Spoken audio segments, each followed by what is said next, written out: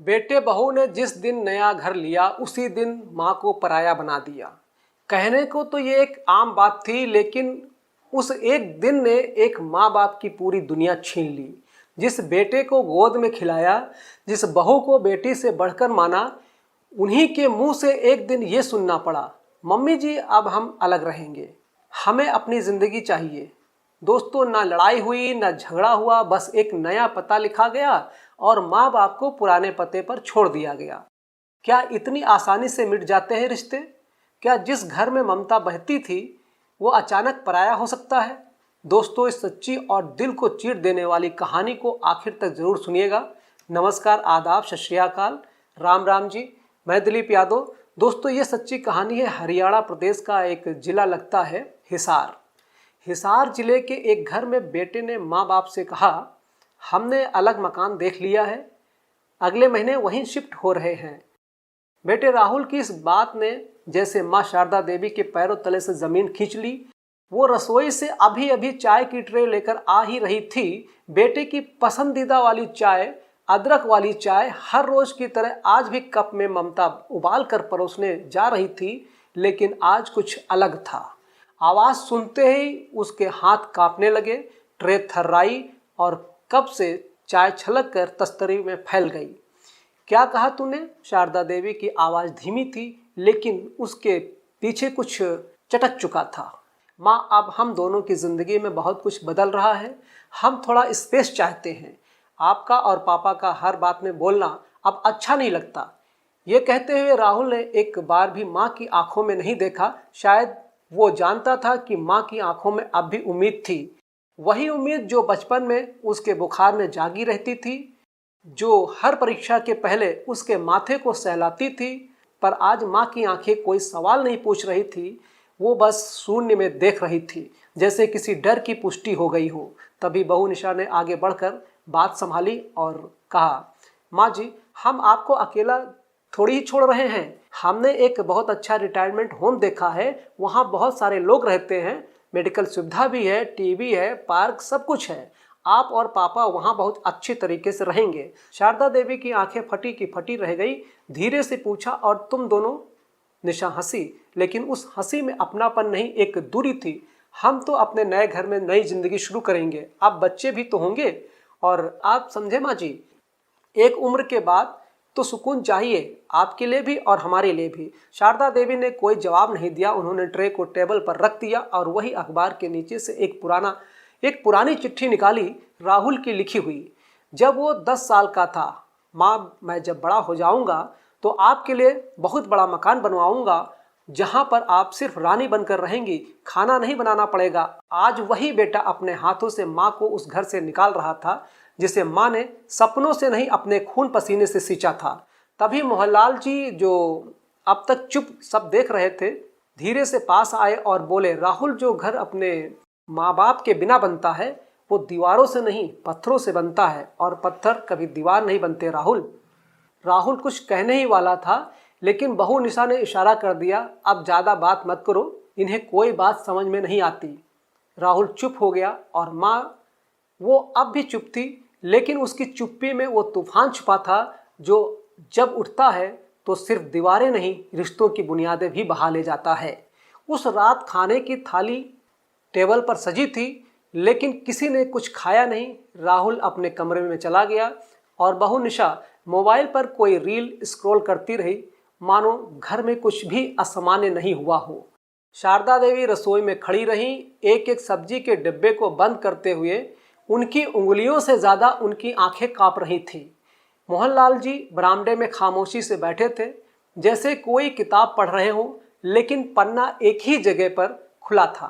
कुछ देर बाद शारदा देवी उनके पास आई और बहुत धीमे स्वर में बोली, हमने कुछ गलत किया क्या? मोहनलाल जी ने पल भर उन्हें देखा, फिर अपने चश्मे को उतारा और बोले, गलती नहीं की, हमने बस उम्मीद कर ली थी कि जिसे हमने दुनिया से लड़कर पाला वो हमारे लिए दुनिया से लड़ेगा। शारदा देवी की आंखें भर आई।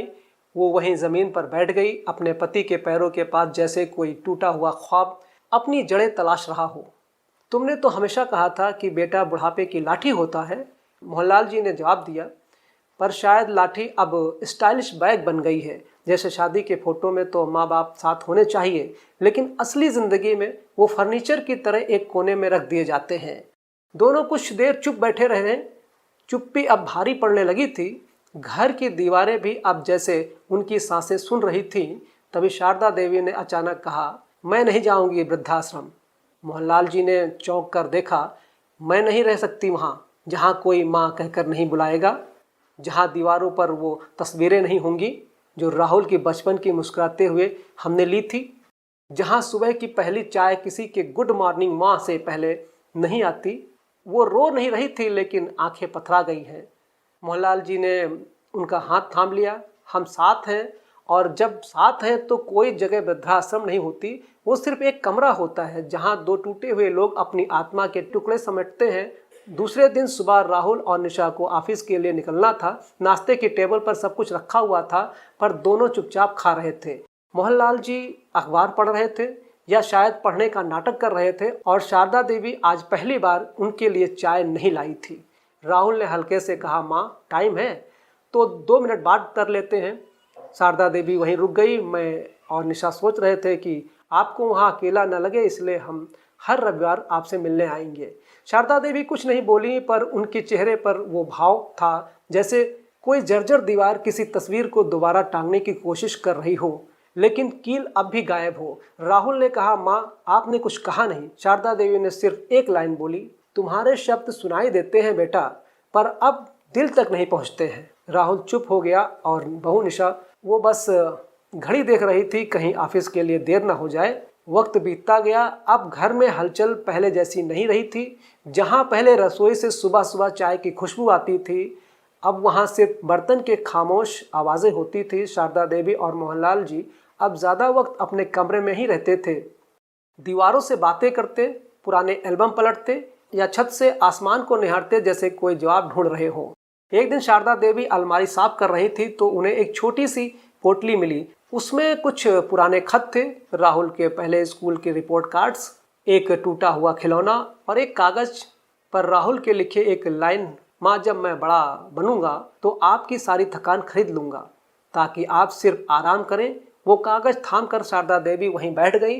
वक्त ने कितना कुछ बदल दिया था। वो बेटे का लिखा हर वादा अब कांपते हाथों से पढ़ रही थी, जैसे कोई सपना टूट रहा हो। उसी शाम बहू निशा ने आकर वहाँ माँ जी से कहने लगी, हमें वृद्धाश्रम से बात कर ली है, अगले हफ्ते ही शिफ्ट हो जाएंगी। आप और पापा दोनों तैयार रहिएगा। शारदा देवी ने कुछ नहीं कहा। उन्होंने निशा की आंखों में देखा, लेकिन वहाँ कोई रिश्ता नहीं था, बस एक औपचारिक सूचना थी, जैसे कोई मैसेज पढ़कर सुना रहा हो। मोहनलाल जी धीरे से बोले, इतनी जल्दी जाने की है? निशा ने ठंडे स्वर में कहा, जल्दी नहीं, बस ज़रूरत है, आपके लिए भी और हमारे लिए भी। वैसे भी वहाँ आपकी उम्र के लोग होंगे, मिलने जुलने के लिए अच्छा रहेगा। शारदा देवी पहली बार बहुत धीरे से बोली, हाँ मिलते तो हैं, लेकिन अपनों को खोकर जो भीड़ मिलती है वो सिर्फ तन्हाई की शक्ल होती है। निशा कुछ पल चुप रही, फिर बोली, पता नहीं क्यों माँ जी आप हमेशा इमोशनल हो जाती हैं। आजकल तो यही सब करते हैं, अकेले रहना, अपने लिए जीना, यही लाइफ स्टाइल है। शारदा देवी मुस्कुराई, लेकिन उस मुस्कान में ताजुब नहीं, बस एक उम्र की थकावट थी। बिल्कुल ठीक कहा तुमने बहू, आजकल सब यही करते हैं, लेकिन शायद भूल जाते हैं कि माँ बाप सिर्फ पुरानी चीज़ें नहीं होते हैं, वो तुम्हारे कल का आईना होते हैं। और जब तुम उस आईने को दूर कर देते हो तो एक दिन खुद की शक्ल भी भूल जाते हो। वो उठी, धीरे से अपने कमरे की ओर चली गई, जैसे कोई कथा का आखिरी अध्याय खुद बटोरने निकला हो। 3 दिन बाद शाम के 4 बजे के आसपास का वक्त था। शारदा देवी बालकनी में बैठी थी। उनकी निगाहें सामने वाले गुलमोहर के पेड़ पर टिकी थी, जहां कभी राहुल झूला झूलता था। मोहनलाल जी अंदर चुपचाप किताबें पढ़ने का अभिनय कर रहे थे, क्योंकि असल में अब अक्षर भी धुंधले दिखते थे और मन तो बहुत पहले धुंधला हो चुका था। तभी दरवाजे की घंटी बजी। शारदा देवी चौंकी। राहुल और निशा तो दोनों ऑफिस में थे। उन्होंने दरवाजा खोला तो सामने एक अधेड़ उम्र का आदमी खड़ा था। साफ सुथरे कपड़े पहने हुए था, हाथ में एक थैला और आंखों में आदर। शारदा जी, उसने पूछा। हाँ बेटा कहिए, मैं राहुल सर की कंपनी में अकाउंटेंट डिपार्टमेंट में काम करता हूँ, मेरा नाम है विनोद। शारदा देवी ने पूछा, हाँ कहिए राहुल, ठीक तो है ना? विनोद ने मुस्कुराकर कहा, हाँ जी, बिल्कुल ठीक है।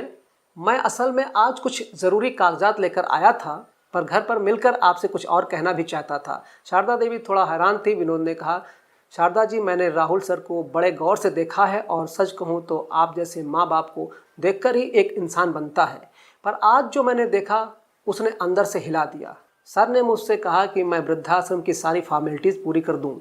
शारदा देवी चुप रहीं। विनोद ने आगे कहा, माफ़ कीजिएगा, मैं कोई सलाह देने वाला नहीं हूँ, लेकिन मेरे खुद के माँ बाप वो बहुत पहले गुजर गए और जब मैं हर महीने मंदिर में गरीबों को खाना खिलाता हूँ तो उनकी याद नहीं करता हूँ।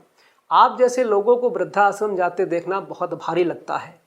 मोहनलाल जी अब तक बाहर आ चुके थे। उन्होंने विनोद के कंधे पर हाथ रखकर कहा, तुम्हारे जैसे लोगों की वजह से ही हम जैसे लोगों का सम्मान अभी बरकरार है। विनोद थोड़ा भावुक होकर बोला, सर अगर आपको बुरा न लगे तो मैं एक सुझाव देना चाहता हूँ। मोहनलाल जी ने सर हिलाया। मेरे पास एक छोटा सा घर है शहर में, मैं चाहूँ तो उसे किराए पर दे सकता हूँ, लेकिन अगर आप वहाँ पर रहना चाहते हो तो मैं पूरी व्यवस्था कर दूंगा। आपका सम्मान बना रहेगा और अकेलापन भी नहीं होगा। आप चाहेंगे तो मैं हर दिन मिलने आपसे आऊँगा। शारदा देवी की आंखें भर आईं। बेटा, तुम हमारे अपने नहीं हो, लेकिन आज अपनों से ज़्यादा अपने लग रहे हो। विनोद ने हाथ जोड़ लिए। कभी कभी भगवान खून के रिश्तों से ज़्यादा भावनाओं के रिश्ते बना देता है। आपका आशीर्वाद ही मेरे लिए सबसे बड़ी दौलत है। उस शाम जब राहुल घर लौटा तो उसके कमरे में विनोद का दिया हुआ किरायानामा और एक नोट पड़ा था। बेटा, हमने अपने लिए एक नया ठिकाना चुन लिया है, जहाँ बुजुर्ग नहीं इंसान रहेंगे, जहाँ रिश्तों की बंदिशें नहीं सम्मान की खुली हवा होगी। तुम अपना ख्याल रखना। राहुल चुप था। बहू निशा के चेहरे पर कोई भाव नहीं था, पर उस घर के आंगन में पहली बार रिश्तों की दीवारें गिर चुकी थी और विनोद के घर आत्मसम्मान की नींव रखी जा चुकी थी। नई जगह पर पहला दिन था। घर छोटा था, सादा सा, लेकिन उसमें एक सुकून था जो किसी आलीशान बंगले में नहीं होता। शारदा देवी ने पहली बार अपने हाथों से आंगन में तुलसी लगाई। मोहनलाल जी ने पुराने रेडियो को ठीक किया जो कभी राहुल के जन्मदिन पर लाया गया था। अब वो दोनों सुबह उठते, पूजा करते, फिर साथ बैठकर अखबार पढ़ते और चाय पीते, मानो जिंदगी दोबारा मिल गई हो। विनोद रोज आता, कभी कभी सब्जी लेकर तो कभी कभी डॉक्टर की अपॉइंटमेंट बुक करके। वो सिर्फ मदद नहीं करता था, वो उनका बेटा बनता जा रहा था। एक दिन शारदा देवी ने कहा, बेटा विनोद, तू हर रोज इतना कुछ करता है हमारे लिए, कभी थकता नहीं क्या? विनोद मुस्कुराया। माँ, जब सच्चे दिल से रिश्ता निभाओ तो बोझ नहीं लगता है, सेवा लगती है। शारदा देवी की आंखों में पानी आ गया, लेकिन अब वो अश्रु पीड़ा के नहीं थे, वो आभार के थे। उधर राहुल और निशा का घर अब पहले जैसा नहीं रहा था। राहुल अब रात को ऑफिस से जाता तो घर सूना लगता। नाश्ते की टेबल पर सब कुछ होता सिवाय उस चाय के स्वाद के जो माँ के हाथों में होती थी। मोहनलाल जी की शान छाया और शारदा देवी की मीठी डांट अब सिर्फ दीवारों की खामोशी में गूंजती थी। राहुल को एहसास होने लगा था कि उसने अपने जीवन का सबसे बड़ा सौदा कर लिया है, जिसमें उसने सुविधा पाई लेकिन संस्कार और संबंध खो दिए। एक दिन ऑफिस में ही वो फाइल पढ़ते हुए अचानक ठिठक गया। फाइल के अंदर एक पुराना फोटो था, उसके पहले स्कूल के दिन का, जिसमें वो अपने पापा की उंगली पकड़कर खड़ा था और पीछे माँ हाथ जोड़कर आशीर्वाद दे रही थी। उसने फ़ोन उठाया और सीधे विनोद को कॉल किया। विनोद भाई, क्या मैं एक बार अपनी माँ बाप से मिल सकता हूँ? विनोद ने कहा, ज़रूर, लेकिन इस बार उन्हें मनाने नहीं बल्कि समझने जाना। राहुल ने सिर्फ हाँ कहा और आंखें भर आई। वो दिन रविवार का था। मोहनलाल जी आंगन में तुलसी को पानी दे रहे थे। शारदा देवी खीर पका रही थी। आज विनोद के लिए कुछ खास था। तभी दरवाजे की घंटी बजी। विनोद समझ रहा था कि कौन है, पर उसने कुछ नहीं कहा। दरवाज़ा खोला तो सामने राहुल खड़ा था, सर झुकाए, हाथों में मिठाई का डब्बा और आंखों में पश्चाताप। शारदा देवी बाहर आई पर कुछ नहीं बोली। मोहनलाल जी भी चुपचाप खड़े थे। राहुल ने बहुत धीमे स्वर से कहा, माँ, पिताजी, अगर इजाज़त हो तो मैं कुछ मिनट बैठ सकता हूँ? शारदा देवी ने उसकी ओर देखा। उनके चेहरे पर कठोरता नहीं थी, लेकिन वो वही माँ थी जो अब सिर्फ ममता को नहीं, अनुभव और आत्मसम्मान से भी बनी थी। उन्होंने कहा, बेटा, घर का दरवाज़ा खुला है, लेकिन दिल का दरवाज़ा तब खुलेगा जब तुम समझोगे कि रिश्ते निभाने के लिए सिर्फ नाम काफ़ी नहीं होता, नज़रिया भी चाहिए। राहुल ने सिर झुका लिया। उसने विनोद की तरफ देखा, जैसे खुद से पूछ रहा हो, जिसे मैंने कभी गिनती में नहीं लिया, वो आज मेरे माँ बाप का सबसे बड़ा सहारा बना हुआ है। वो शाम बाकी शामों जैसी नहीं थी। घर के टेबल पर वही सादी दाल थी, चावल, दाल और माँ के हाथों की बनी सब्जी। लेकिन उस खाने का स्वाद उस दिन कुछ और था, क्योंकि उसमें माँ की ममता, पिता की चुप्पी और बेटे की आंखों का पश्चाताप मिला हुआ था। राहुल एक एक निवाले खाते वक्त हर बार सिर झुकाता, जैसे हर कौर के साथ वो अपने अहंकार को निगल रहा हो।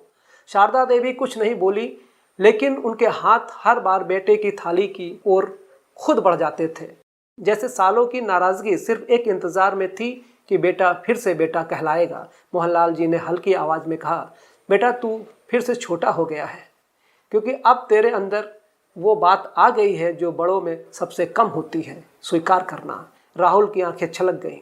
उसकी आंखों से आंसू बहकर जमीन पर गिरने लगे। उसने कहा, पापा अब मैं सिर्फ आपका बेटा नहीं बनना चाहता, अब मैं वो इंसान बनना चाहता हूँ जिस पर आप गर्व कर सको, जिसे देखकर कोई कहे कि देखो माँ बाप की परवरिश क्या होती है।